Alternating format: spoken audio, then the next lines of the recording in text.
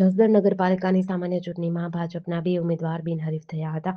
Ward number 1માંથી Ramaben Babubhai Makwana, ward number 6માંથી કુસુમબેન રાજેશભાઈ દાવડા પછાત વર્ગ અનામત મહિલા ઉમેદવાર તરીકે ઉમેદવારી ફોર્મ ભર્યું હતું.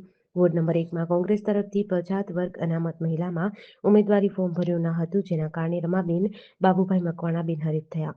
વોર્ડ નંબર 6માં કોંગ્રેસ અને આમ આદમી પાર્ટી પછાત વર્ગ અનામત મહિલાના ફોર્મ પરત ખેંચાતા વોર્ડ નંબર 6ના ભાજપના મહિલા ઉમેદવાર કુસુમબેન રાજેશભાઈ દાવડા બિનહરીફ થયા હતા. જસદણ નગરપાલિકાની સામાન્ય ચૂંટણી માટે ઉમેદવારોનું ચિત્ર સ્પષ્ટ થયું હતું. ભાજપના 28 ઉમેદવારો, કોંગ્રેસના 23 ઉમેદવારો, આમ આદમી પાર્ટીના 14 ઉમેદવારો અને 1 અપક્ષ ઉમેદવાર. જસદણ નગરપાલિકાની 2025ની ચૂંટણીમાં કુલ 66 ઉમેદવારો ચૂંટણી જંગમાં ઝંપલાવ્યું. આજે ટોટલ કુલ 5 ફોર્મ પરત ખેંચાયેલ છે. શરૂઆતના તબક્કે આપણને ટોટલ 78 ફોર્મ મળેલ, એ પૈકી 71 માન્ય રહેલ ફોર્મ અને 71 પૈકીના ટોટલ 5 ફોર્મ આજે પરત ખેંચવામાં આવેલ છે.